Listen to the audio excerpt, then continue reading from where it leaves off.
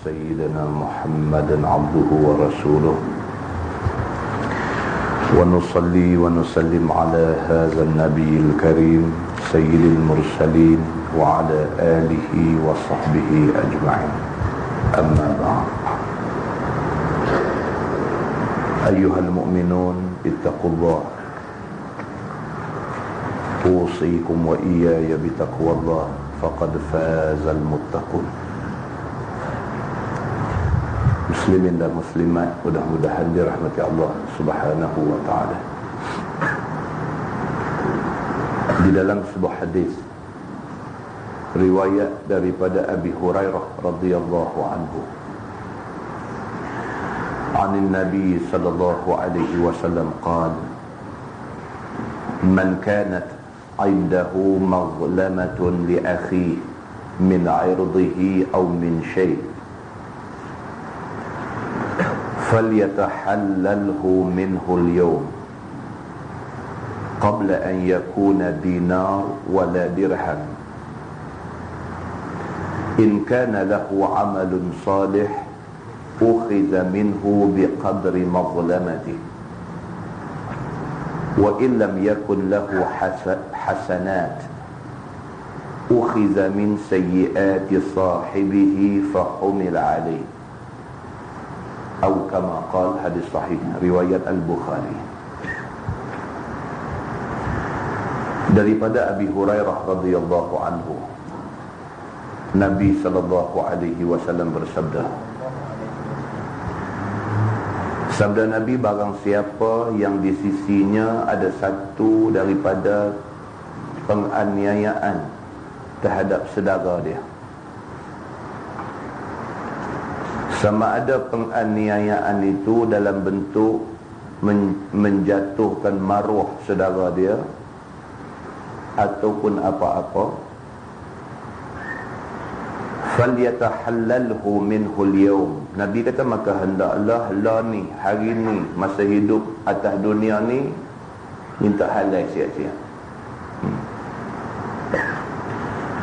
Nabi SAW sebut dalam hadis ni, Nabi kata, man kanat indahu mazlamatun li akhihi min irdihi aw min syai'. Barang siapa yang dia ada kes buat naya pada mana-mana orang daripada saudara yang sama-sama Islam, sama ada dia buat naya tu melibatkan maruah kawan tu jatuh, ataupun dia buat naya tu menyebabkan kawan tu hilang harta benda, ataupun dia buat naya tu menyebabkan kawan tu kena hukum dengan apa-apa hukuman, maka barang siapa yang ada kes buat naya pada siapa-siapa, maka hendaklah dia minta halal kepada orang yang dia buat naya tu al-yawm. Nabi kata, lah ni, tak usah tunggu lah. Dia minta maaf balik dekat kawan tu, diselesaikan awal-awal dengan kawan tu, qabla an yakuna dinarun wala dirham, sebelum duit dinar, duit dirham jadi tak laku. Maknanya sebelum kiamat. Bila kiamat, duit kita banyak mana pun tak boleh buat apa. Bila kiamat, harta benda kita banyak mana pun tak boleh buat apa. Bila kiamat, tanah ladang kita luas mana pun tak boleh buat apa. Bila kiamat, kita ada kenal orang ramai mana pun tak boleh buat apa. Nabi kata, kalau kita ada masalah dengan siapa-siapa di kalangan saudara kita yang sama seagama ni, pergi minta halal sebelum mati. Bila dah mati, duit dinar, duit dirham, apa benda yang ada kat kita dah tak boleh tolong kita apa-apa.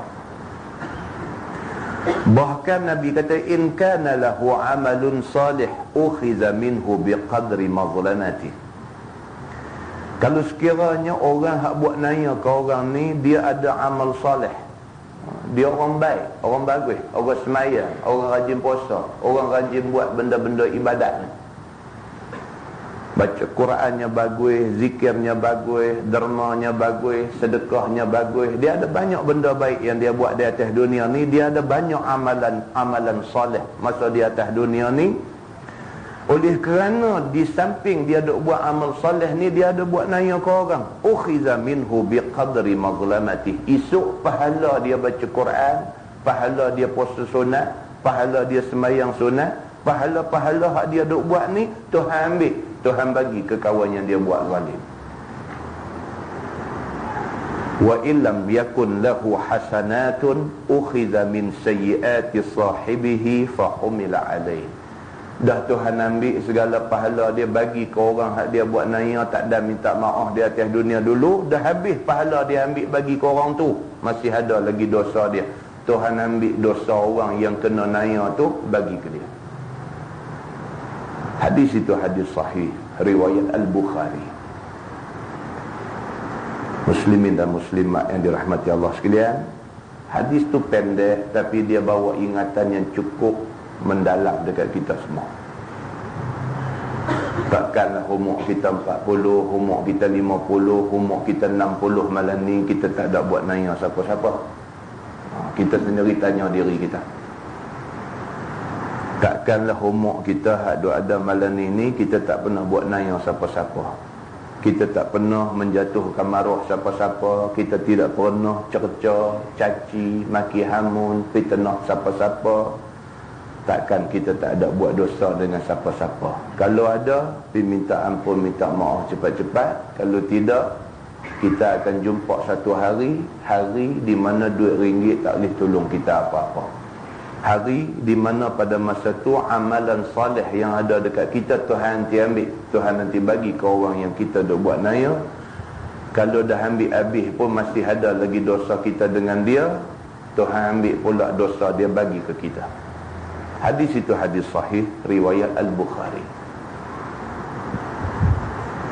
Di dalam sebuah hadis lain riwayat Abdullah bin Amr bin Al-As radhiyallahu anhuma anin Nabi sallallahu alaihi wasallam qala al-muslim man salima al-muslimun min lisanihi wa yadihi wal muhajir man hajara ma nahallahu anhu.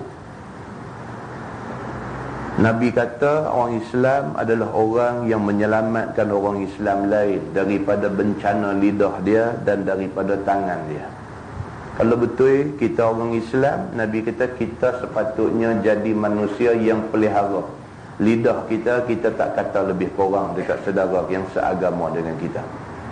Kalau betul kita orang Islam, kita pelihara tangan kita. Kita tak akan pergi ambil harta benda orang ikut suka kita. Wal muhajir, dan yang dikatakan orang yang berhijrah itu man hajara ma nahallahu anhu, iaitu orang yang hijrah tinggal benda-benda yang Tuhan larang tak bagi buat, maka dia dipanggil muhajir. Hadis itu muttafaqun alaih, sepakat ulama mengatakan itu hadis sahih. Muslimin dan muslimat yang dirahmati Allah sekalian, kesimpulan daripada hadis yang kita baca, dua hadis yang kita baca pada malam ini ialah kita disuruh oleh agama kita supaya jangan cari masalah. Masalah atas dunia kita boleh selesai, tapi masalah di akhirat kalau kita tak selesai masa di atas dunia, kita menghadapi masalah yang lebih besar daripada yang kita sangka. Mudah-mudahan mukadimah itu memberi manfaat kepada kita semua insya-Allah. Kita menggunakan Bahrul Mazi jilid 1. Bahrul Mazi jilid 1, muka surat 154. 154, bab ma jaa idzal taqal khitanani wajabal ghus, iaitu bab yang datang apabila bertemu dua khitan nescaya wajib mandi. Malam ni kita nak tengok satu bab. Dia kata apabila laki-laki perempuan mempertemukan kemaluan mereka, maka wajib mandi. Ketahuilah saudaraku, adalah setengah daripada perkara yang mewajibkan mandi itu ialah bertemu dua khitan. Mandi ini, mandi wajib ni boleh berlaku atas banyak cara lah. Di antaranya kerana bersetubuh, di antaranya kerana hadas besar, berjanabah, orang perempuan datang haid, nifas, secara tanpa berlaku persetubuhan tiba-tiba keluar mani, dan juga orang mati, semua ni mewajibkan mandi. Dan di antara banyak-banyak ni ialah mandi kerana bertemu dua khitan. Dia kata yakni apabila dimasukkan kepala zakar ke dalam faraj, maka itu yang dimaksudkan dengan bertemu dua khitan. Sekira-kira ghaib kepala zakar itu di dalam faraj, itu kadar dia. Kalau sentuh saja maka tidak wajib mandi. Itu maksud dia. Ini dia nak terang dekat kita. Sebagaimana membetuli parut khitan laki-laki dengan parut khitan perempuan. Dia terang detail macam tu. Parut khitan laki-laki maksud tempat berkhatan tu. Dan parut khitan perempuan, bila bertemu sampai ke tahap tu, maka wajib mandi. Begitu. Maka wajiblah mandi bagi orang yang berlaku benda ni. Dan jikalau tiada keluar mani sekalipun, walaupun tak keluar mani, wajib mandi. Begitu. Dengan dalil hadis yang dikeluarkan oleh Imam At-Tirmizi, kata dia an Aisyah radhiyallahu anha qalat, "Idza jawaza al-khitan faqad wajaba al-ghusl." Diriwayatkan daripada Aisyah radhiyallahu anha, kata dia apabila melampaui khitan laki-laki, yakni berbetulan khitan laki-laki akan khitan perempuan, maka sesungguhnya wajib mandi. Kata Aisyah radhiyallahu anha lagi, atas kira-kira menjadikan sandaran bagi syarak. Kata dia, fa'altuhu ana wa Rasulullah sallallahu alaihi wasallam faghtasalna. Telah aku buat dengan Nabi sallallahu alaihi wasallam yang demikian itu, maka mandi junub kami dengan tiada keluar mani. Tuan-tuan, itu sebab dia sebut tadi, dia kata atas kira-kira menjadikan sandaran bagi syarak. Bukanlah bermakna Siti Aisyah ni nak pergi cerita benda yang berlaku dalam kelambu antara dia dengan Nabi. Tapi benda macam ni kalau tak cerita, umat tak tahu. Itu maksud dia. Sama dengan tajuk kita baca malam ni. Kalau ikut segan tak mau baca lah. Tapi kalau semua pakat segan, pakat tak mau baca, pakat tak tahu belakang. Jadi benda ni dibaca dengan tujuan nak ambil reti, dengan tujuan nak ambil faham. Agama kata lagu mana tentang benda ni. Maka bukan kata kita baca. Sayyidatina Aisyah radhiyallahu anha, dia cerita antara dia dengan Nabi pernah berlaku benda ni. Khitan dia bertemu dengan khitan Nabi sallallahu alaihi wasallam, tapi tidak sampai keluar mani. Walaupun begitu, mereka mandi. Kata At-Tirmizi, bermula hadis Aisyah ini hadis yang hasan lagi sahih. Begitu masalah. Dia kata mandi junub kerana bertemu dua khitan dan hukumnya. Kata At-Tirmizi, dan ialah perkataan yang sebagai adalah hadis dalam masalah tadi, iaitu kebanyakan ahlul ilmi daripada sahabat Nabi sallallahu alaihi wasallam, setengah daripadanya Abu Bakar dan Umar dan Osman dan Ali dan Siti Aisyah dan fuqaha daripada tabi'in, dan mereka yang kemudian daripada mereka itu seumpama Sufyan Ats-Tsauri dan Asy-Syafi'i dan Ahmad bin Hanbal dan Ishaq, berkata mereka itu apabila bertemu dua khitan wajib mandi.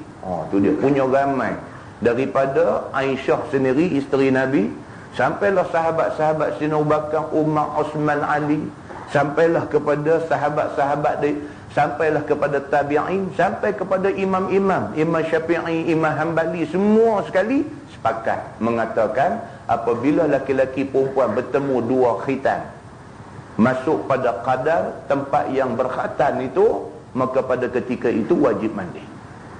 Clear tentang benda ni. Kata Imam Asy-Syafi'i di dalam Al-Um, dan apabila melenyap oleh seseorang laki-laki akan zakarnya di dalam faraj perempuan, lazat ataupun tidak lazat, dan digeraknya atau tidak digeraknya, atau memasuk perempuan akan zakar laki-laki ke dalam farajnya, sama ada sedang ataupun tidak sedang laki-laki itu, tak kira. Laki-laki duk lena, tak sedang, berlaku benda ni, nescaya wajib atas laki-laki dan perempuan itu mandi. Itu dia. Begitu sekali dia terang kat kita. Ceritanya kalau masuk sampai pada kadar yang disebut tadi, wajib mandi. Begitu. Dan demikian itulah tiap-tiap faraj ataupun dubur ataupun lainnya daripada perempuan ataupun menatang, maka wajib itu mandi. Dia kata, ni bagi orang-orang yang gila 3 suku luar tabi'i, dia kata. Kan? Hak luar tabi'i ni tak cukup dengan hak Tuhan suruh. Tuhan bagi kawasan-kawasan tertentu dan Tuhan jadikan kawasan-kawasan tertentu yang lain sebagai kawasan larangan. Dia rempuh semacam.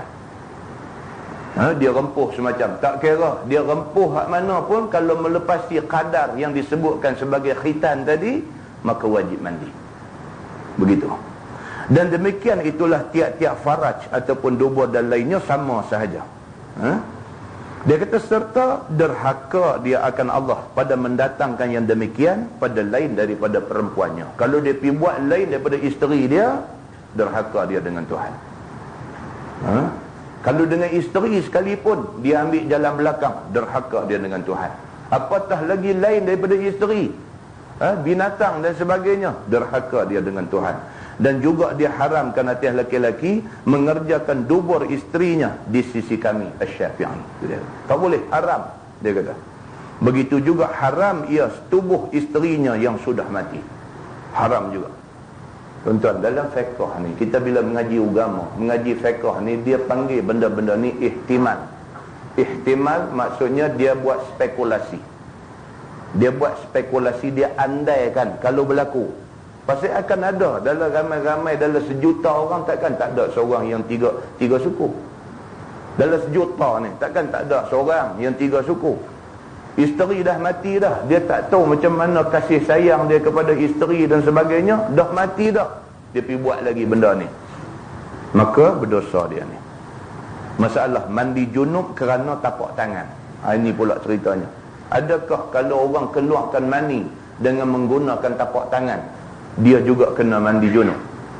Ini benda-benda yang bersifat semasa, kadang-kadang berlaku dalam masyarakat, benda-benda yang macam ni. Kata Imam Asy-Syafi'i, dan jikalau mencari helah mengeluarkan mani dengan tapak tangan, maka tiada keluar mani, nescaya tiada wajib mandi. Dia ni tak boleh tahan. Dia guna tapak tangan dia untuk keluarkan mani, dia guna dah, tiba-tiba tak keluar juga mani dia. Adakah dia kena mandi? Dia tidak wajib mandi, pasal tidak keluar mani. Kerana tapak tangan itu bukannya faraj. Kalau tak keluar mani, tak wajib mandi. Pasal apa? Pasal tapak tangan bukan faraj. Dalam kes faraj perempuan tadi, kalau tak keluar mani pun masuk sampai pada kadar khatan, maka wajib mandi. Begitu. Kata Imam Syafi'i, jikalau disurungkan zakarnya ke celah-celah mana-mana tubuh isterinya, lain daripada tiada dilenyapkannya ke dalam farajnya, dan tiada keluar mani, nescaya tiada mewajibkan yang demikian itu oleh mandi. Ni pula laki jenis apa, badak sumbu ke apa pun tak tahu. Kan, hak jenis macam ni. Kan, isteri dia tak boleh, isteri dia uzur datang bulan, dia ni dah jadi badak sumbu, badak berendam tak tentu punca dah.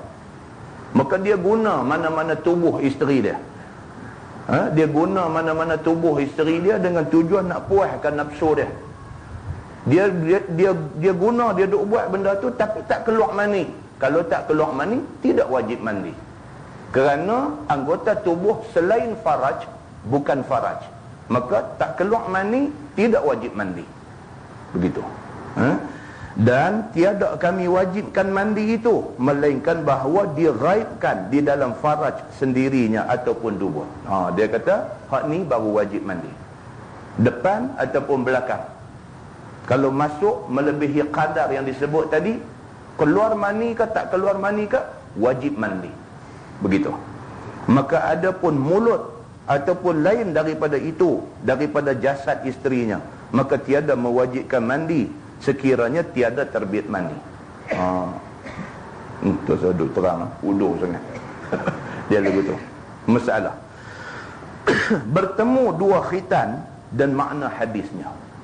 Kata Imam Nawawi, dan bermula makna hadis dalam masalah itu, iaitu bahawasanya wajib mandi junub itu tiada terhenti dia atas keluar mani.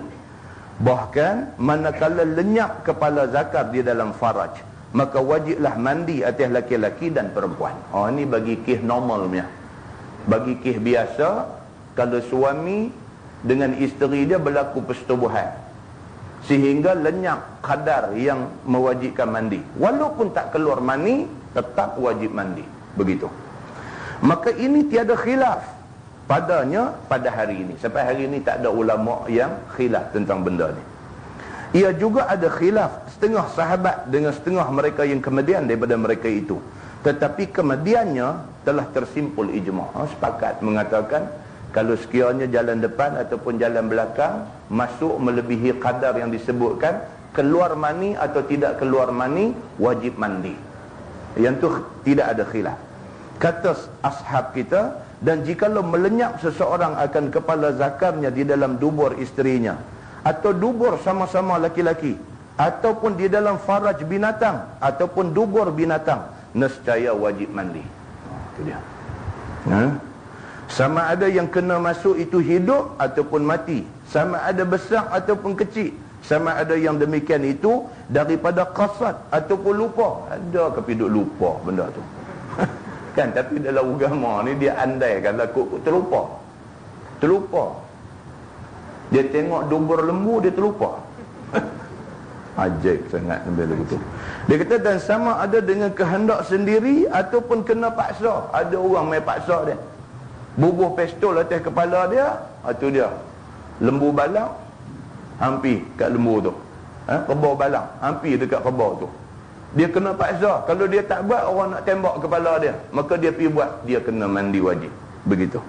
Ataupun masukkan oleh isterinya akan zakarnya di dalam ia tidur. Laki tengah duduk tidur, bini pergi buat operasi ni. Macam-macam. Dan sama ada bangkit keras zakarnya ataupun tidak, tak kira. Dia kata, muka sebelah tak boleh. Dia detail sangat, kita tak boleh. Tonton balik baca sendiri, detail sangat. Baik, dia kata masalah mandi junub, wajibkah ke atas kanak-kanak? Dia kata kalau budak-budak, wajib tak mandi wajib ni? Kanak-kanak belum akil balik lagi, tidak ada mani lagi, tiba-tiba dia pergi terlibat dengan persetubuhan dan sebagainya, kena mandi ke tak budak ni? Begitu kata Imam Nawawi. Apabila adalah yang menggaibkan hasyafah ke dalam faraj itu kanak-kanak keduanya, budak-budak sama budak-budak, oleh kerana lah ni macam-macam, tuan-tuan, dengan buku-buku tak elok, dengan VCD tak elok, dengan macam-macam benda tak elok, ada mereka dapat benda-benda ni, budak-budak ni. Cyber cafe pun ada bercambah. Mereka masuk dalam tu bukan nak cari maklumat, mereka masuk dalam tu pergi duk buka ni website yang jenis porno ni. Jadi mereka dah terangsang dah, walaupun dia masih peringkat kanak-kanak yang belum akil balik, tapi rangsangan tu ada. Sehingga akhirnya berlaku antara kanak-kanak laki-laki dengan perempuan, dua-dua pun tak balik lagi, pergi jadi benda-benda macam ni. Macam mana dalam kes ni, budak-budak ni wajib mandi ke tak mereka ni? Dia kata, maka bahawasanya tiada dikata orang wajib atasnya mandi junub, kerana bukannya ia diberati dengan syarak, yakni dia tidak mukallaf. Ada pendapat kata tak wajib mandi sebab dia belum mukallaf lagi. Dan tetapinya dikata orang jadilah ia berjunub, maka jika ada ia mumayyiz. Ada pula setengah pendapat kata walaupun dia belum balik lagi, tapi kalau dia sudah mumayyiz, dia kena mandi. Mumayyiz maksudnya boleh beza baik buruk. Kan dia tak balik lagi, tapi dia tahu hak mana baik, hak mana tak baik. Kalau semayang tu bagus, kalau tak semayang tu berdosa. Dia reti yang tu. Dia reti makna dia sudah mumayyiz. Begitu. Nescaya wajib atas walinya menyuruh akan dia mandi. Sebagai ibu bapa yang tahu benda ni, ibu bapa wajib kena suruh anak ni mandi, kena habaq ke dia cara mandi wajib ni, macam ni, terang kat dia, suruh dia mandi. Sebagaimana menyuruh dia akan dia wudu. Macam mana budak ni belum balik, tidak wajib semayang, tapi kita duk latih anak kita semayang, kita suruh dia ambil ayat semayang, suruh dia semayang. Macam mana suruh dia ambil ayat semayang, suruh dia semayang, macam itulah kita kena suruh dia mandi wajib. Dia kata. Maka jika sembahyang ia dengan ketiadaan mandi, nescaya tiada sah ia. Walaupun dia budak kecil, kalau dia terlibat dengan benda hak sebut tadi ni dan dia tidak mandi wajib, tiba-tiba dia pergi ambil ayat semayang tu tidak sah. Begitu.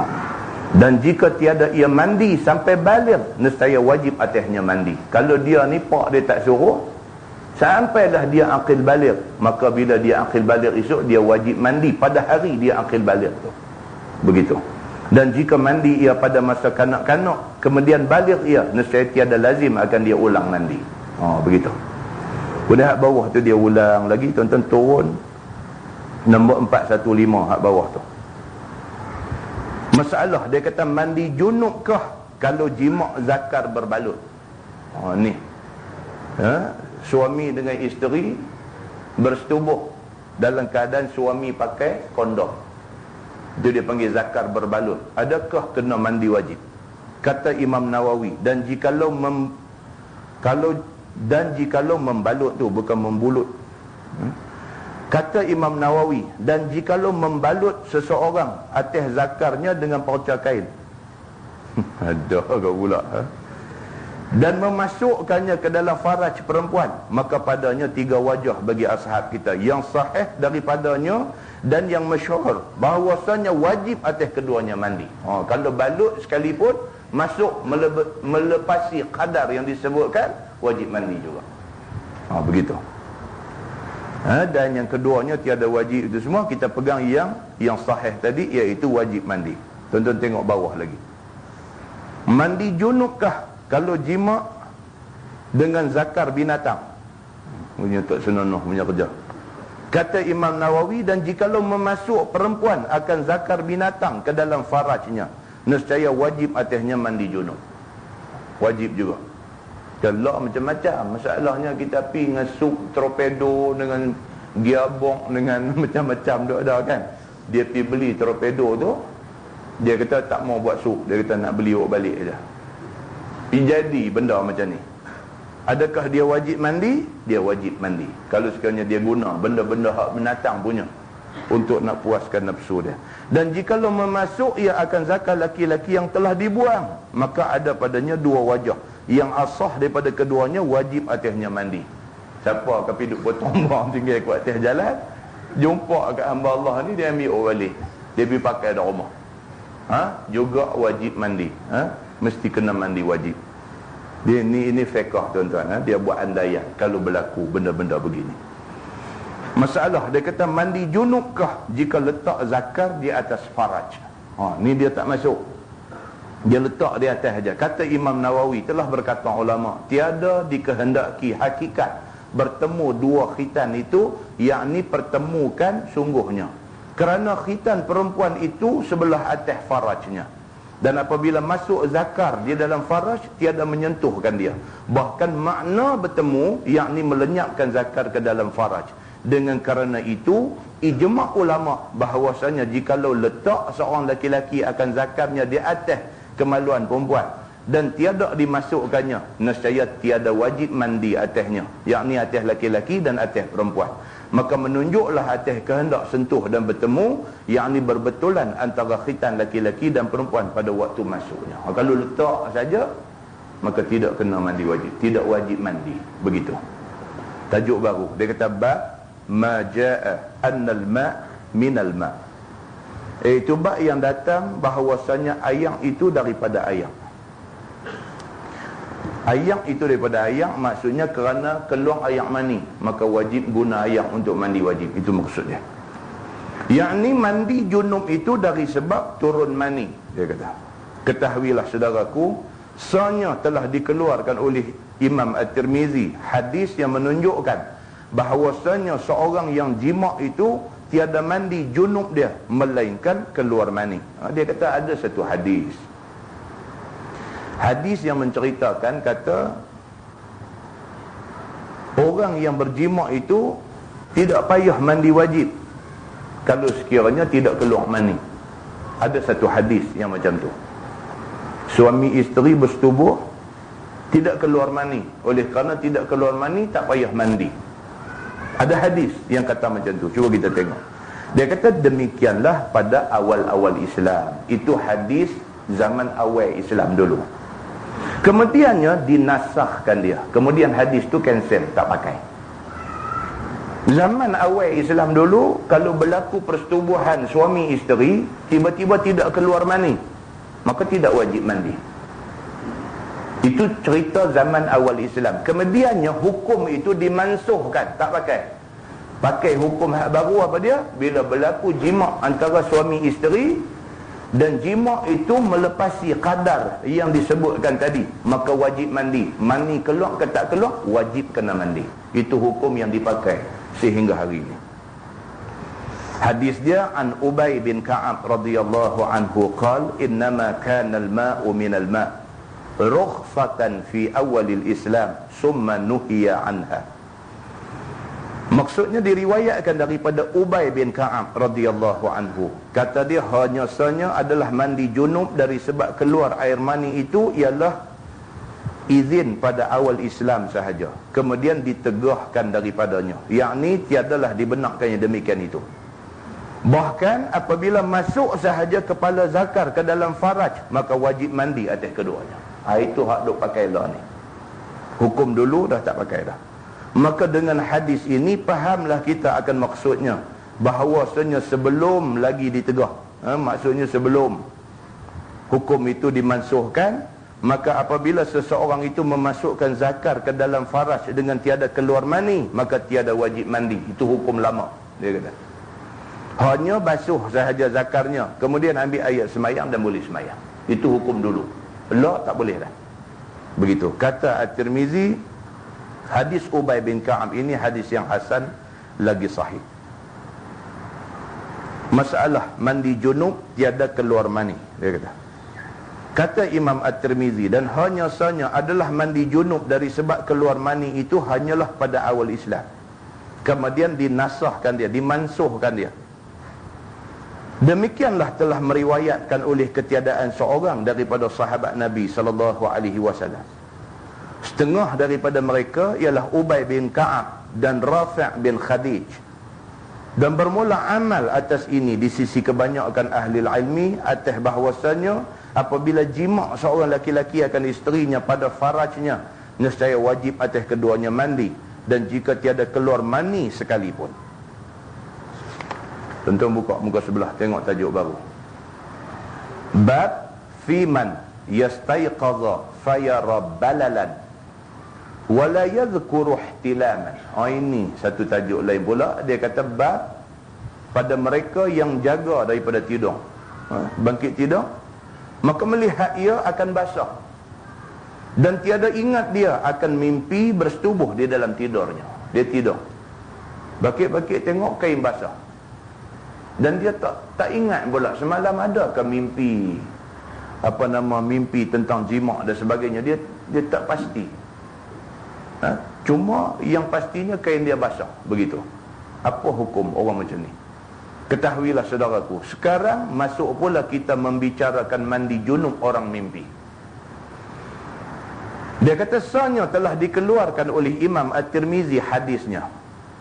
Kata dia an Aisyah radhiyallahu anha qalat su'ila Rasulullah sallallahu alaihi wasallam 'anil rajuli yajidul balal wa la yadhkuru ihtilaman.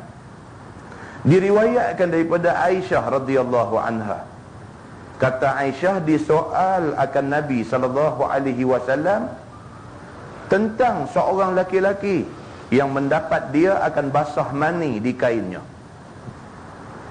yakni kemudian daripada bangun tidur, bakit-bakit tidur tengok kain basah. Basah tu memang basah air mani, bukan basah pasal merah kencing kan. Basah tu memang confirm lah, basah tu kerana air mani. Padahal tiada ingat dia akan mimpi jima' dalam tidurnya, tapi dia bila bakit-bakit tengok, ingat balik, tak teringat, tak berasa macam tak mimpi pun. Macam mana boleh jadi lagu ni jadi lagu tu? Kata soalnya, adakah wajib mandi? Maka dia tanya Nabi, dia kata, ya Rasulullah, aku ni tidak, bakit-bakit tidak, tengok kain aku penuh dengan basah. Basah tu basah air mani. Adakah aku wajib mandi? Dia tanya Nabi macam tu. Kata dia, qala yaghtasil. Maka sabda Nabi SAW, mandi junub ya. Nabi kata, kalau dah sah kata air tu air mani, mandi wajib. Nabi kata macam tu. Kemudian kata Siti Aisyah, wa anir rajul annahu yara annahu qad ihtalama wa lam yajid balala. Dan ditanya pula Nabi SAW tentang satu laki-laki pula, bahawasanya mimpi dia akan bahawasanya sesungguhnya telah mimpi jima' dalam tidur. Padahal apabila jaga tidak didapatinya basah keluar mani. Ni pula satu syekh lagi pula tidur, bagus punya mimpi gambar baik, jaga-jaga tengok tak ada basah apa. Hak tadi ni tak ada mimpi apa, jaga-jaga kain basah. Hak ni pula mimpi elok, jaga kain tak basah. Macam mana pula kes yang kedua ni? Maka adakah wajib mandi? Ia qala la ghusla alaih. Sabda Nabi SAW menjawab soal itu. Kata Nabi, tiada wajib atas dia mandi junub. Nabi kata, walaupun hang mimpi, tapi oleh kerana kain tak ada basah apa, maka tidak wajib mandi. Nabi kata. Kata Aisyah radhiyallahu anha, qalat Ummu Salamah, ya Rasulullah, hal 'ala al-mar'ah tara zalika ghusl? Kata isteri Nabi SAW yang bernama Ummu Salamah, ya Rasulullah, adakah wajib atas perempuan mandi junub manakala mimpi yang demikian itu? Yakni mimpi jima' dan keluar mani di dalam mimpi. Isteri Nabi Ummu Salamah pula tanya Nabi. Dia kata, kalau perempuan pula macam mana? Kalau orang perempuan pula macam mana? Orang perempuan dia mimpi kata dia berjima' dan memang keluar air. Dia kata, adakah dia wajib mandi? Qala na'am, innan nisa'a syaqa'iqur rijal. Sabda Nabi SAW, na'am. Nabi kata ya, bahawasanya perempuan itu sedara laki-laki pada hukum. Maksudnya Nabi kata orang perempuan orang laki-laki sama aja dari segi hukum. Kalau kamu mimpi jima' dan kamu dapati kain basah, maka kamu juga kena wajib mandi junub. Sama macam orang laki-laki dari segi hukum, sama saja. Maka sebarang apa yang diberi hukum ke atas laki-laki, demikian itulah hukum ke atas perempuan. Melainkan barang yang tertentu dengan perempuan saja. Hukum laki-laki perempuan sama, kecuali bagi orang perempuan dia ada tambahan hukum dalam bab mandi wajib ni, seperti hukum haid dan hukum nifas. Hak ni perempuan saja. Dan menutup aurat sekalian tubuh, yang ni perempuan saja. Dan taat bagi suami dan sebagainya, yang ni perempuan saja. Laki-laki tak disuruh taat kepada isteri. Suami tidak disuruh taat kepada isteri. Isteri wajib kena taat suami. Begitu. Maka tertentulah baginya juga, yakni hukum-hukum hak dia sebut tadi ni, haid, nifas, tutup aurat seluruh tubuh kecuali muka, tapak tangan, taat suami dan sebagainya. Hukum-hukum ni tertentu bagi wanita sahaja, tiada bagi laki-laki. Orang perempuan dia selalu lebih. Tentang orang perempuan kalau mati pun mandi mayat orang perempuan lama daripada orang lelaki. Tentu tanya orang yang kerja mandi mayat, dia tahu. Kalau orang lelaki mandi sejam je, mandi mayat sejam je. Orang perempuan mau tengah 2 jam, mau 2 jam. Dia banyak hal sikit. Kapan orang lelaki 3 lay, sunat 3 lay, perempuan sunat 5 lay. Dia lain sikit. Yang tu khusus bagi orang perempuan, dia lain sikit. Begitu. Masalah mandi junub orang mimpi jima', kata Imam At-Tirmizi, dan ialah yakni sebagai dalam hadis itulah perkataan yang ketiadaan seorang daripada ahli ilmi, daripada sahabat Nabi SAW dan tabi'in. Apabila jaga seseorang daripada tidur, maka nampak dia akan basah kain dia, bahawasanya wajib mandi junub dia. Dan ialah perkataan Sufyan dan Ahmad dan setengah daripada ahli ilmi dan daripada tabi'in. Dan hanya sanya wajib atas dia mandi apabila adalah basah itu basah yang semelit, dia kata. Basuh air semelit, maksudnya air likat. Kalau basuh tu basuh air yang likat. Dan ialah perkataan Imam Asy-Syafi'i dan Ishaq. Bakit-bakit tidur tengok basah. Basah tu pula air yang pekat. Dia kena mandi wajib. Rasul cakap banyak. Dan apabila melihat ia akan mimpi jima dan tiada nampak ia akan basahnya, maka tiada ia wajib mandi. Atasnya di sisi umum ahli ilmi. Demikianlah halnya. Mimpi bangkit tengok tak ada basah apa, tak payah mandi. Begitu. Masalah mandi junub keluar mani. Kata Imam Nawawi bahawasanya mazhab kita mengatakan wajib mandi dengan sebab keluar mani. Sama ada keluar dia dengan ingin dan memancar, ataupun dengan memandang dan memikir, ataupun di dalam tidur, ataupun waktu jaga, tak kira. Yang penting kalau keluar mani wajib mandi. Dia boleh keluar biasalah dengan jalan yang tabi'i ni, jalan biasa ni, dia keluar dengan kerana nafsu syahwat yang memuncak, itu biasa. Ataupun juga dia keluar kerana mimpi yang melibatkan nafsu, maka itu biasa. Dan dia ada sifat-sifat dia yang akan diterang sekali lagi, macam mana sifat yang dikatakan air mani, yang dikatakan air mazi, dan yang dikatakan air wadi. Dia akan terang sekali kat kita. Dan sama ada berasa keluarnya ataupun tidak berasa, ataupun sama ada keluarnya daripada yang ada fikir ataupun gila, tak kira. Masalah dia kata mandi junub keluar mani yang diiktibarkan, itu pun dia ulang juga. Tuan-tuan turun bawah. Mandi junub perempuan yang keluar mani, dan bermula perempuan itu seperti hukum laki-laki pada wajib mandi, sebagai dalam hadis tadi, melainkan bahawasanya apabila ada ia bukan anak darah, maka turun mani ke dalam farajnya dan sampai ia ke tempat yang wajib basuh mandi junub, iaitu di pintu farajnya yang terbuka waktu ia bertinggung. Ini bagi orang perempuan yang dah kahwin. Bila dia nak mandi wajib, kita dah bincang bulan lepas, dia kena duduk bertinggung, dan apa yang terserlah ketika dia bertinggung tu, tempat tu wajib disampaikan air. Kalau air tak sampai di situ, mandi wajibnya tidak sah. Begitu. Dan bagi kes orang perempuan yang nak kena wajib mandi ni, yang wajib mandi kerana keluar mani ni, mestilah mani dia keluar sampai ke situ, sampai ke pintu faraj dia. Kalau berasa macam keluar tapi tak terbit keluar secara zahir, maka tidak wajib mandi. Kalau berasa keluar dan memang dia keluar sampai di pintu dia, maka ketika itu wajib mandi. Dia terang benda-benda ni. Maka wajiblah ia mandi apabila keluar maninya ke tempat itu, kerana bahawasanya ia pada hukum zahir. Itu dah keluar sampai nampak, dah jadi zahir. Dan jika anak dara, maka tiada wajib mandi turun maninya selama tiada keluar daripada farajnya. Orang perempuan yang masih anak dara, payah sikit nak keluar sampai keluar ni, atas sebab-sebab yang tertentu. Macam tu terang lebih-lebih pun tak elok. Buka muka sebelah tuan-tuan, bab ma jaa fil mani wal mazi. Orang Arab dia kata mazi, al mazi, yang kita kata mazi lah, kan? Dia kata bab ma jaa fil mani wal mazi. Begitu. Itu bab yang datang pada menyatakan mani dan mazi. Ketahuilah saudaraku, sebelum masuk pada menerangkan hukum mani dan hukum mazi itu, maka lebih dahulu menerangkan pengenalannya. Lah ni dia nak terang satu-satu. Soalnya mani itu telah datang pengenalannya daripada Nabi. Nabi terang benda ni. Benda ni tak boleh malu lah. Dia kena terang. Kalau tak terang, tak erti. Begitu. Sebagaimana tersebut hadis di dalam Sahih Muslim dan syarahnya. Kata Imam Nawawi, telah berkata ulama, bermula mani laki-laki pada waktu sehatnya ialah putih pekat, memancar-mancar keluarnya. Dia nak cerita sifat-sifat air mani orang laki-laki.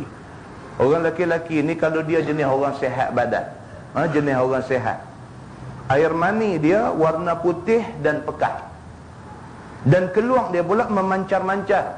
Dia pancut keluar macam tu. Sekali, kemudian daripada sekali, dia tak keluar lagu kencing tu, keluar tak monti lagu tu. Dia keluar, dia stop, dia keluar, dia stop macam tu. Itu yang dikatakan sifat air mani orang lelaki. Begitu. Dan keluar ia dengan ingin dan lazat. Dia tak keluar saja-saja, kena jongkah tak terbit. Kan, dia kena terang lah. Kan? Kalau kena jongkah terbit tu yang kencing. Tapi kalau kena jerkah bukan dia. Dia keluar ni dia ada pasal. Dia keluar dengan ingin.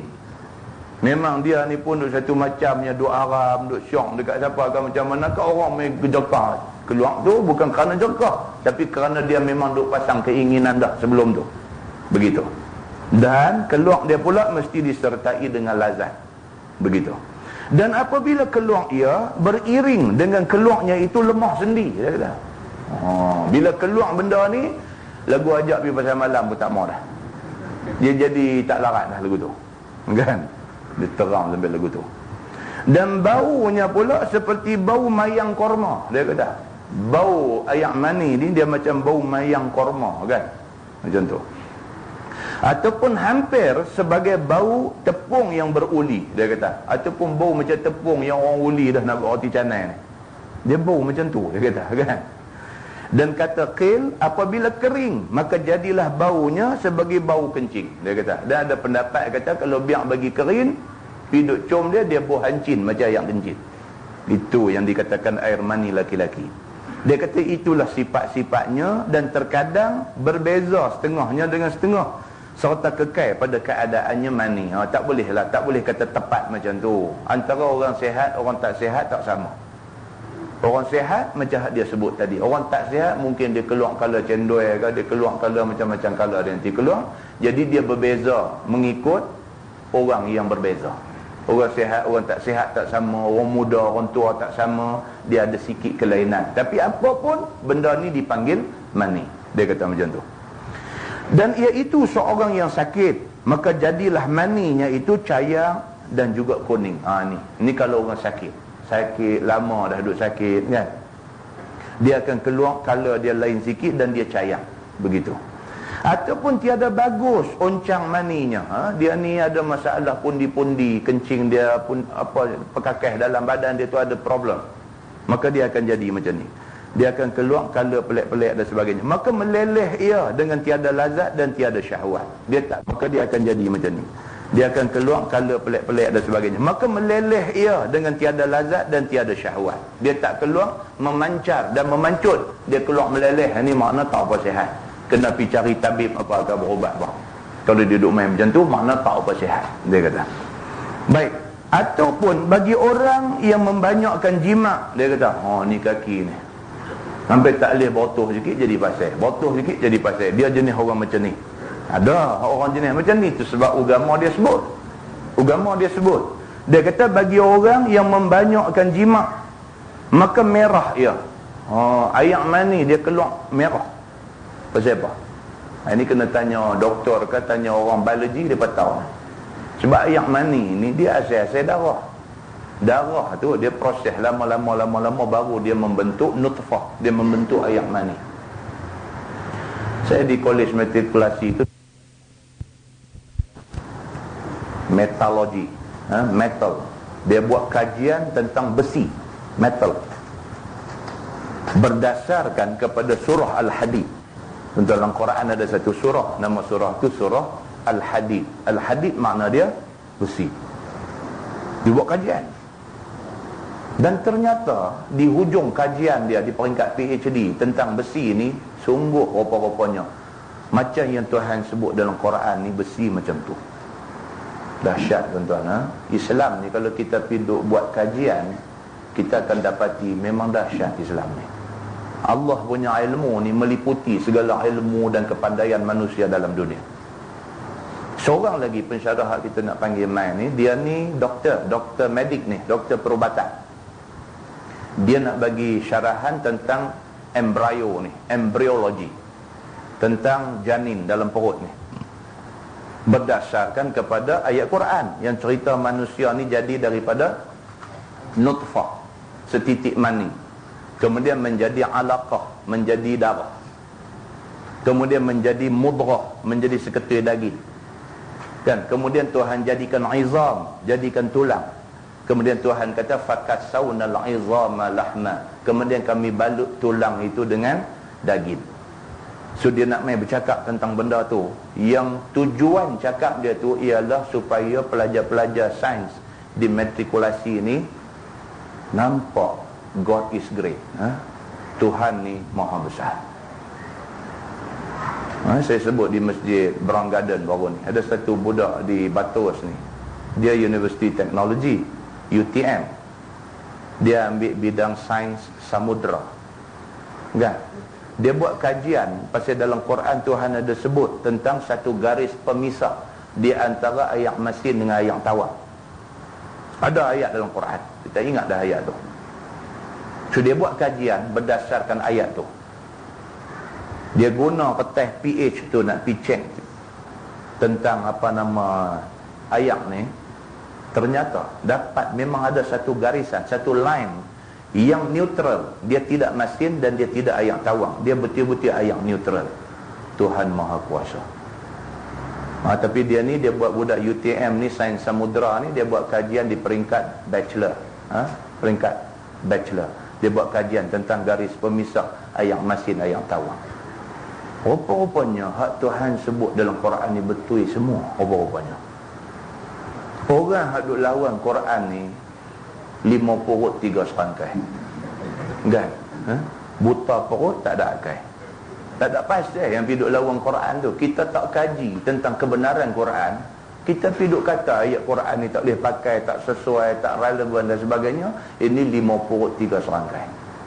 Sungguh bila buat kajian, terasa kebesaran Allah. Ternyata Quran ini wajar dijadikan dustur, dijadikan perlembagaan hidup manusia. Jadi benda-benda macam ni kita perlu bagi orang dengar. Saya kata kat doktor-doktor ni, saya kata boleh tak bila-bila sekali main relief saya mengajak di masjid, bercakap tentang bidang ni kepada orang yang main masjid. Saya kata, dia kata tengoklah kalau ada masa, dia kata. Dan ternyata dia tak ada masa. Kan? Tapi perlu tuan-tuan, bila kita dengar benda-benda macam ni, Masya Allah, besar sungguh. Yang kata kebesaran Tuhan ni besar sungguh. Kita belum bercakap tentang Tuhan jadikan jari manusia lagi kan ni.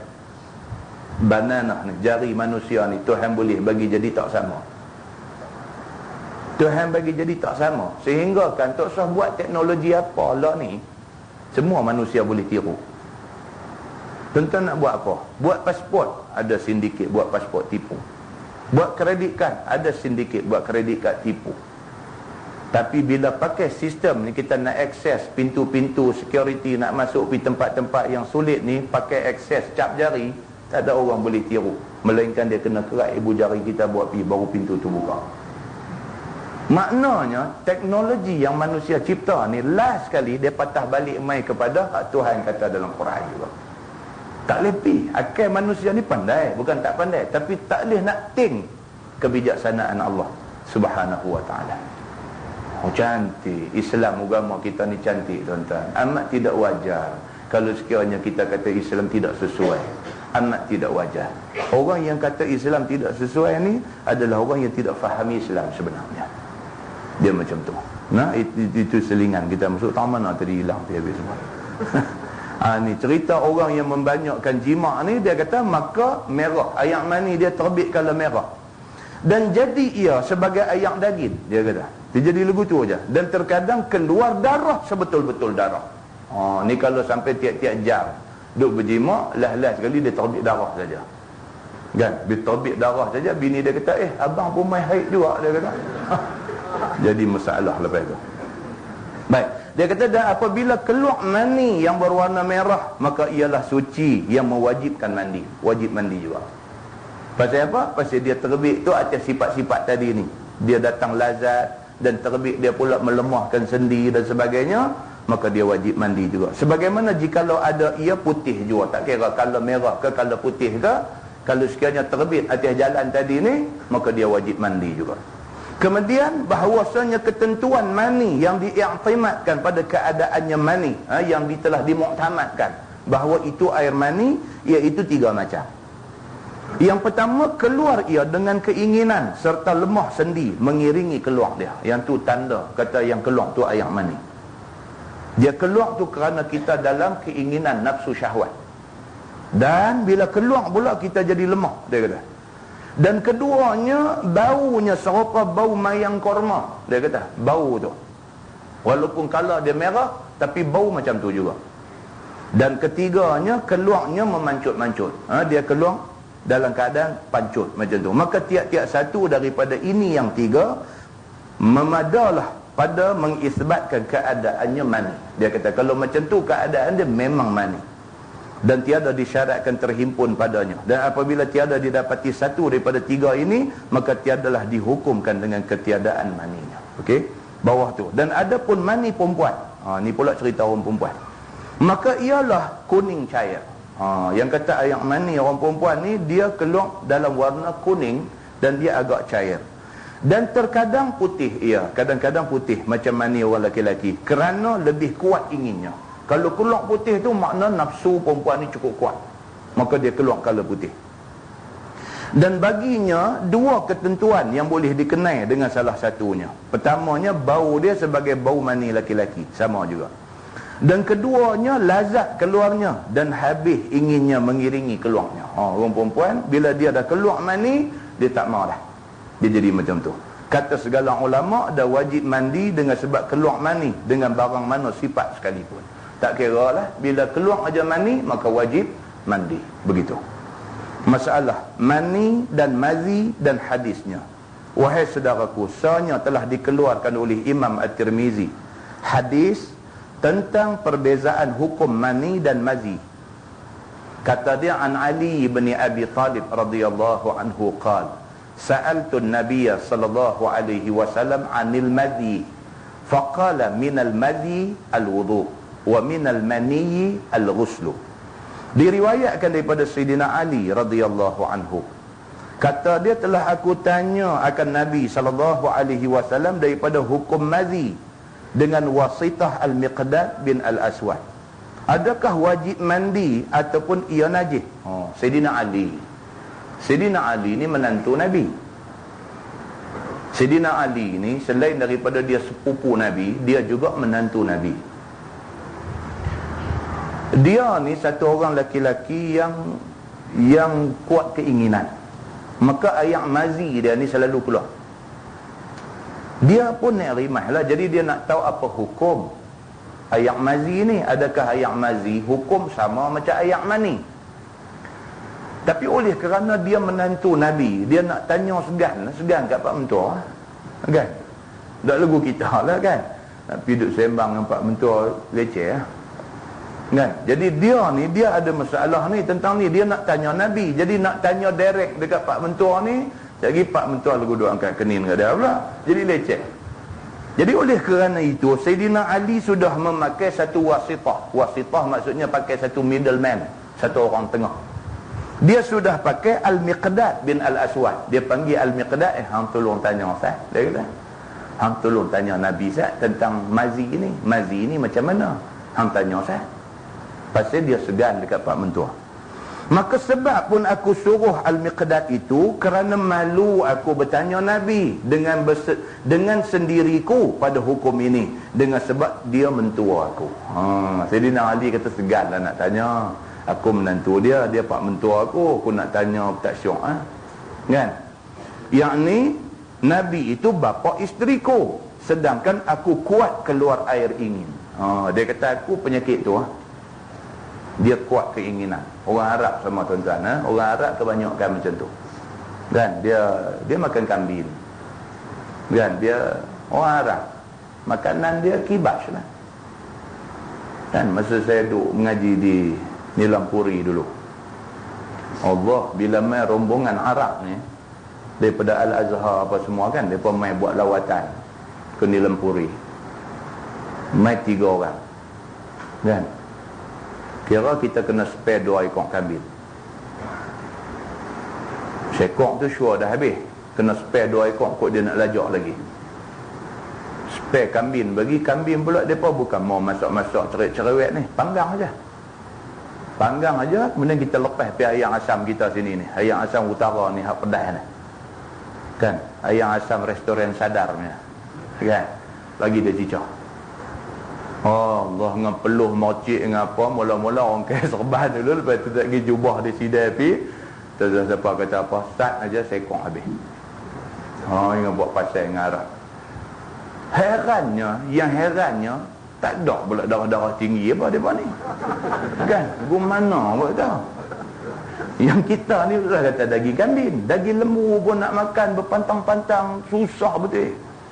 Arab dia kambing aja, dia lembu-lembu tak apa syong. Dia mau kambing. Tak ada boleh dengar darah-darah tinggi, stroke, apa pingsan, lumpuh. Tak tahu apa istimewa depa ni. Kan? Jadi makan benda ni, kambing ni dia panas. Bila panas ni dia merangsang segala-galanya. Marah pun cepat marah Arab ni. Marah pun cepat marah, nafsu pun boleh tahan depa ni. Sayyidina Ali bin Abi Talib ni dia masalah ni lah. Dia masalah mazi dia suka keluar. Nak tanya Pak Mentua sendiri malu, maka dia pakai orang tengah minta tolong tanya. Maka jawab Nabi SAW pada orang yang aku suruh tanya tu. Sayyidina Ali kata, bila Al-Miqdad pergi tanya, Nabi pun jawab. Sabda Nabi, wajib dengan sebab turun mazi itu mengambil air semayang kerana ia membatalkannya. Nabi kata, siapa yang terbit air mazi, maka dia kena bersihkan dulu tempat yang kena mazi itu. Sebab mazi ni najis. Lepas dah bersih, kena ambil air semayang lain. Kerana terbit mazi itu membatalkan wuduk. Nabi kata begitu. Dan wajib daripada mani itu mandi junub. Manakala kalau terbit mani, maka wajib mandi. Nabi kata kalau mazi tidak wajib mandi, tapi kena bersihkan dia dan berwuduk kerana dia membatalkan wuduk. Sebaliknya kalau mani, wajib mandi kerana mani itu mewajibkan mandi. Kata At-Tirmizi, hadis Sayyidina Ali itu hadis yang hasan lagi sahih. Masalah mazi dan mengenalnya. Kata Imam Nawawi, bermula mazi itu ialah air ingin namanya. Maka mengenalnya ialah air yang putih, cair, yang berjerikat, yakni yang likat, keluar ia pada waktu ingin. Dia berbeza dengan mani. Air mani dia keluar kalau putih pekat. Air ni dia keluar kalau jernih. Kalau jernih, putih maksudnya transparent, jernih macam tu dan pekat. Dengan tiada memancut-mancut, dia tak macam mani dia keluar. Dan tiada mengiringi dengan lemah terkulai. Dia kata keluar air mazi ni tak ada lah jadi lemah sampai mengesok kat atas lantai. Tak jadi sampai macam tu. Dan terkadang tiada berasa akan keluarnya, bahkan kadang-kadang tak sedar. Dia kata begitu jadi. Dan adalah yang demikian itu bagi laki-laki dan bagi perempuan. Sama ya, laki-laki perempuan ada belaka benda ni. Dan keluar air ingin itu pada segala perempuan lebih banyak padanya daripada laki-laki. Orang perempuan lagi banyak keluar air ni. Baik, dia kata masalah mazi dan barang yang membatalkan wuduk. Kata Imam At-Tirmizi, dan sesungguhnya diriwayatkan daripada Sayyidina Ali bin Abi Talib daripada Nabi SAW, daripada beberapa wajah mengatakan wajib wuduk dari sebab keluar mazi, yakni batal air semayang dengan sebab keluarnya, dan wajib mandi dari sebab keluar mani. Dan ialah perkataan umum ahlul ilmi daripada beberapa sahabat Nabi SAW dan at-tabi'in. Dengan dialah berkata Sufyan dan Imam Asy-Syafi'i dan Imam Ahmad dan Ishaq. Dan kata Imam Syafi'i dalam Al-Um, maka menunjuklah hadis itu atas mengambil ayat semayang dengan sebab keluar mazi dan juga dengan sebab kencing, serta dalil wajib wuduk dari sebab keluar kentut. Dia kata, maka sekalian barang yang keluar daripada zakar atau dubur laki-laki atau perempuan, atau keluar daripada kubul perempuan, ialah jalan hadas, mewajibkan sekalian itu akan wuduk. Dia kata apa pun yang keluar daripada kubul dan dubur laki-laki perempuan, dia kata mewajibkan wuduk. Dia kata Imam Nawawi, dan adapun hukum keluar mazi, maka sesungguhnya telah ijma' ulama atasnya bahawasanya tiada wajib mandi. Kata Imam Abu Hanifah dan Syafi'i dan Ahmad dan Jumhur, diwajibkan wuduk kerana ini hadis. Dan pada hadis ini ada beberapa faedah, ada kesimpulan.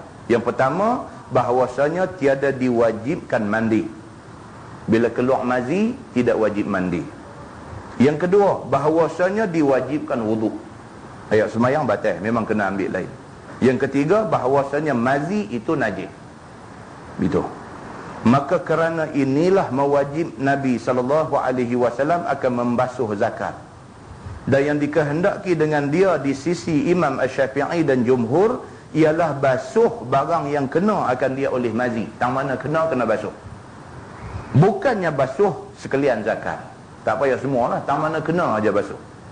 Dan dihikayatkan daripada Malik dan Ahmad pada riwayat daripada keduanya mewajibkan basuh sekalian zakat. Dia kata di sisi mazhab Maliki kena basuh semua sekali. Buka muka sebelah. Dia kata masalah berwakil tanya masalah, boleh tak boleh? Kita sebenarnya yang nak tanya. Kita suruh kawan kita tolong tanya. Kan? Boleh tak boleh? Kan? Dan lah kebanyakan lah ni dia sendiri nak tanya, dia kata kawan suruh tanya. Ni banyak kan? Dia kata ustaz ni nak tanya satu masalah, kawan saya suruh tanya, dia kata. Bila dia kata tu, kita tengok muka dia. Kita tengok muka dia, ada saya pun nak tahu juga lah, dia kata. Nakai juga budak ni. Kan? Ada lagu tu. Baik, boleh tak boleh kita nak tanya, kita wakil dekat orang, suruh tolong tanya. Dia kata, ya saudaraku, dalam hadis tadi, hadis riwayat Imam Muslim tadi menyebutkan pertanyaan masalah mazi daripada Sayyidina Ali dengan perantaraan Al-Miqdad bin Al-Aswad. Maka menunjuklah hadis itu akan harus berwakil tanya masalah kepada orang yang berpatutan. Kalau kita nak wakil orang suruh tanya pun, wakilkan kepada orang yang menasabah. Jangan pergi wakil dekat kawan kita tahu dia pun tak tahu apa. Kita suruh dia tanya, lain yang orang terang kat dia, lain dia main terang kat kita. Jadi nak minta kawan tolong tanya tu, kawan tu biarlah kawan yang kita yakin dia pun orang yang berilmu, faham, reti. Kalau orang terang kat dia, dia boleh faham dan dia boleh terang kat kita elok-elok. Takut ya tuan-tuan. Pasal apa? Maklumat atas maklumat ni dia jadi lagu lain. Yang hak kawan tu kata lagu lain, dia hak dengar ni pergi cerita lagu lain. Rosak, punah ranah, binasa habis semua. Jadi bila nak pakai wakil ni, modok kena teliti betul-betul. Samalah macam orang nak akad nikah, boleh tak boleh pakai wakil? Hak nak menikah nu abang duduk mengaji di England. Jadi nak akad nikah dengan perempuan duduk di padang temu suruh Sungai Tani ni. Nak akad nikah, syekh tu nak balik mai daripada England naik kapal terbang balik semata-mata kerana nak kata aku terima nikahnya, lepas tu naik kapal terbang balik pi membazianglah. Maka dia wakilkan pada adik dia, adik laki-laki dia, hang tolong terima saat akad nikah ni, tolong terima bagi pihak aku, dia kata. Adik ni kata tak ada problem, benda kecil, dia kata. Bila orang buat akad nikah, dia kata aku terima nikahnya, dia gendong balik kat dia, ambil. Nak kata apa? Kan, jadi nak pilih wakil tu biarlah wakil yang dipercayai.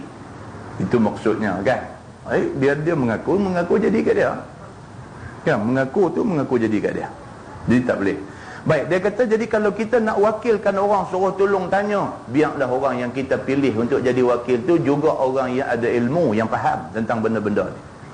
Maka menunjuklah hadis itu harus berwakil tanya masalah pada orang yang patut. Dan bahawasanya harus pegang atas khabar yang dizankan dia. Bila dia pergi tanya, dia balik mai kat kita, kita harus berpegang dengan apa yang dia beritahu. Pasal apa? Pasal memang kita dah pilih dia dah. Kita yakin dari segi dia boleh memahami maklumat tu. Serta kuasa atas jazamnya dengan sendirinya. Dan sedangkan dia sendiri sebenarnya boleh pergi tanya. Dan dia boleh faham kalau orang tu terang. Tapi saja nak ambil wakil, suruh tolong pergi tanya. Boleh tak boleh? Jawab dia, boleh. Harus, dia kata. Kerana keadaan Sayyidina Ali radhiyallahu anhu iqtisar dia atas perkataan Miqdad. Serta boleh ianya sendiri tanya Nabi SAW. Sayyidina Ali sendiri kalau nak tanya Nabi pun boleh. Tapi sajalah dia nak mudahkan cerita, nak elak daripada malu ke pak mentua dan sebagainya, maka dia suruh Al-Miqdad tolong pergi tanya. Melainkan bahawasanya ini telah dibantahi orang padanya. Dan dikata orang barangkali Sayyidina Ali ada hadir di majlis Nabi SAW pada waktu menyoalnya. Hanya dia malukan soal itu daripada dirinya, maka tiada dizahirkannya daripadanya. Ada juga pendapat kata semasa Al-Miqdad ditanya Nabi tentang masalah ayat mazi ni, Sayyidina Ali ada sama. Cuma dia nak tanya tu tak terbit kerana terlampau hormat dekat Pak Mentua. Dia suruh Miqdad tanya, bila Nabi terang dia duduk dengar. Ada pendapat kata lagu tu.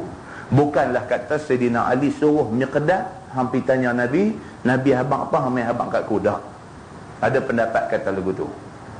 Baik. Masalah dia kata malukan mentua. Ada pula satu tajuk yang tu, malu kat pak mentua. Kata Imam Nawawi pada hadis dalam masalah tadi, riwayat Imam Muslim di dalam sahihnya, bahwasanya Sayyidina Ali menyuruh Al-Miqdad bin Al-Aswad tanya Nabi SAW tentang masalah mazi. Maka itulah menunjukkan sunat baik-baik pergaulan dan adab dengan mentua. Dia kata itu menunjuk kata bagus kalau kita tunjuk kita respect dekat dia. Maka janganlah menantu itu menyebutkan dan berbual-bual di hadapan mentua itu akan barang yang takluk dengan jima' perempuan dan bersuka-suka dengan isteri. Tak elok sangat. Menantu pergi sembang dengan pak mentua, pergi sembang tentang benda-benda yang melibatkan benda-benda sulit antara dia dengan isteri dia. Pasal isteri dia anak orang tua tu. Dia pergi duk cerita benda-benda macam ni, tak elok sangat, dia kata. Begitu juga jangan tiada bermalu dengan berbualkan yang demikian di hadapan ipar duai dan anak tiri dan mentua taya. Mentua taya betul ya? Penjodoh bilangan mentua taya. Apa dia panggil kata berganda? Mentua taya dan juga lain daripada mereka itu, daripada segala kerabatnya. Dia kata sopalah, bukan dengan pak mentua saja, bahkan dengan orang-orang yang dekat dengan kita, dengan ipar duai. Duduk sembang benda-benda hak jenis macam-macam ni malu lah. Kan? Pasal dia adik-beradik dekat dengan kita. Dengan anak tiri malu lah. Kan? Ataupun dengan mentua taya. Mungkin pak mentua dia buka kedai taya apa. Mentua taya dan lain daripada mereka itu, daripada segala kerabatnya. Memanglah. Apa dia panggil ni? Bahasa Melayu ni pun kata berganda ke apakah? Mentua taya. Maka kerana itulah berkata Sayyidina Ali radhiyallahu anhu sebagai di dalam sahih Muslim, maka adalah aku malu tanya Nabi SAW kerana aku menantunya. Sayyidina Ali malu sangat dekat Nabi ni, kerana dia menantu dan Nabi adalah mentua dia. Yakni tiadalah upaya aku bertanya tentang mazi itu, yakni tentang air keinginan, air ingin itu, dan mengatakan diriku kuat keluar air ingin itu. Lagi malu nak abang yang tu. Nak pergi tanya tentang air mazi itu pun dah malu. Nak pergi abang pula dekat pak mentua, kata saya ni ambo, dia air ni pak mentua dengar-dengar, dia golek kepala pun kita tidur tak lena lah. Jadi lagu tu. Kerana ghalib keluarnya itu ialah waktu bercumbu-cumbuan dan waktu mempermain-main isteri dan waktu mengucupnya dan menciumnya dan sebagainya daripada kesukaan. Dia kata kerana benda ni dia terbit sewaktu kita duduk dengan bini dalam keadaan yang macam tu. Wallahu a'lam. Lepas ni dia masuk tajuk bab fil mazi yusibu saw. Bab yang menyatakan mazi kena di kain. Kalau air mazi kena di kain, apa hukum dia? Wallahu a'lam.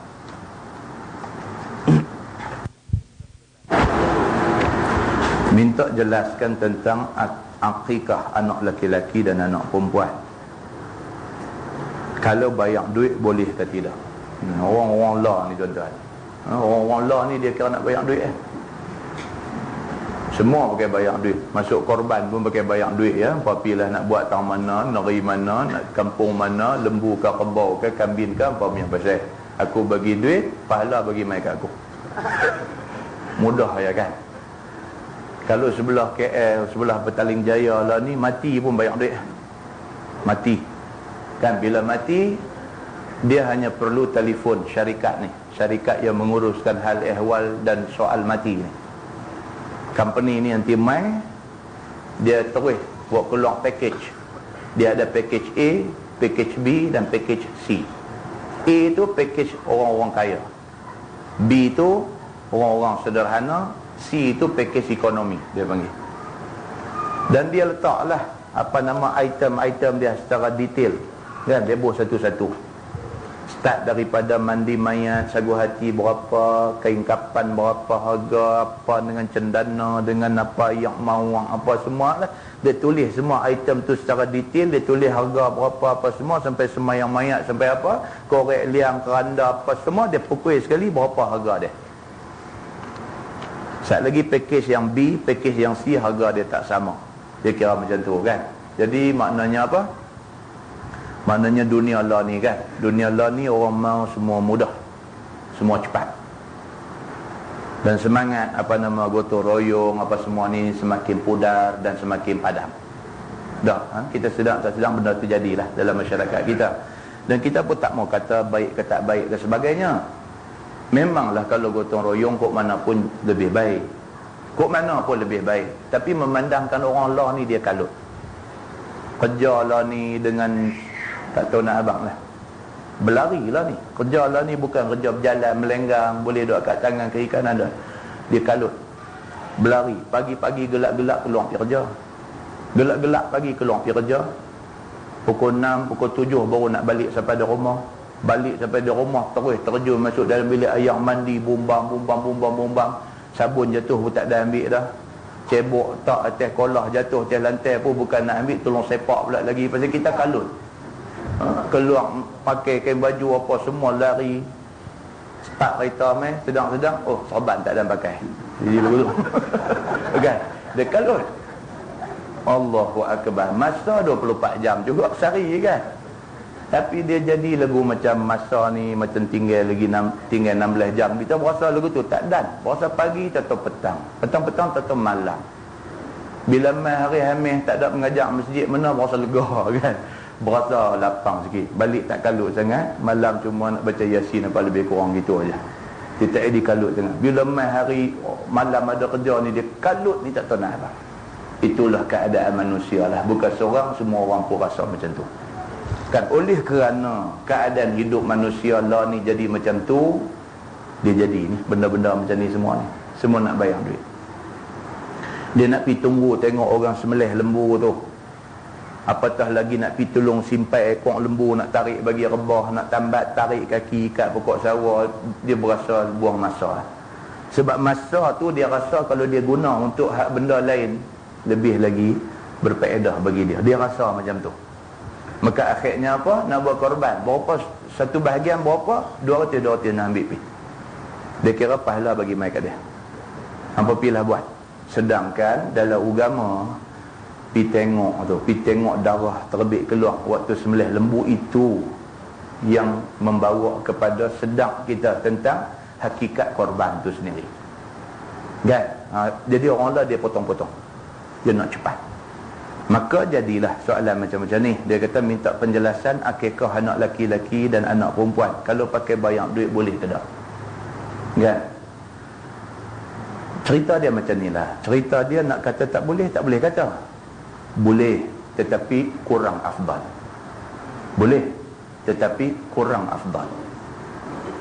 Dia macam tu. Jadi sebaik-baiknya akikah anak laki-laki ni 2 ekor kambing, anak perempuan 1 ekor kambing. Kalau tak boleh 2 ekor kambing, sekor kambing. Ikut kemampuan. Kalau sekor pun tak boleh, nanti sat dulu. Tunggulah sat sampai Allah lapangkan rezeki kita, kita ada duit lebih sikit masa tu buat. Dan akikah ni sebaik-baiknya dibuat pada hari yang ke-7. Yaumas sabi'ih. Nabi kata pada hari yang ke-7-nya.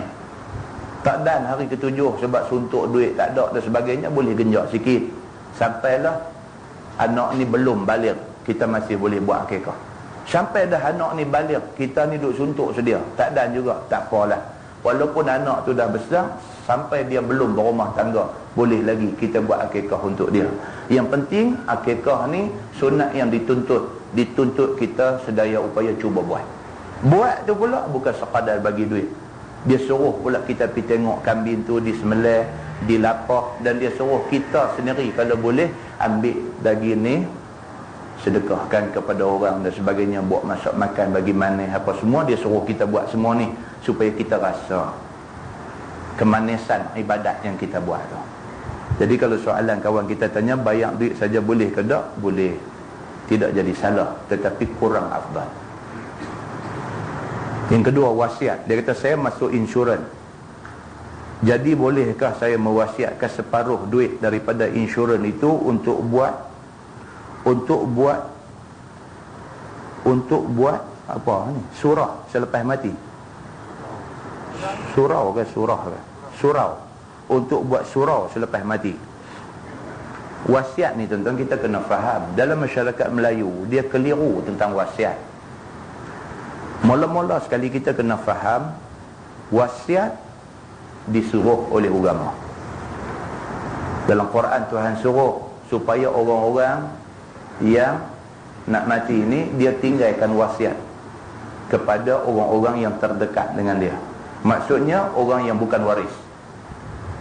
Kalau wasiat kepada waris, wasiat itu terbatal. Dia ada anak 3 orang, dia nak mati, oleh kerana dia sayang anak hak bongsu ni, maka dia wasiat tambah lagi tinggal. Duit aku hak dalam bank, aku bagi ke anak bongsu aku saja. Dia kata ni wasiat aku ni, kena tunai. Ada. Oleh kerana itu anak bongsu, oleh kerana dia anak, maka dia dah dapat bahagian pesaka, dia tidak boleh dapat bahagian wasiat.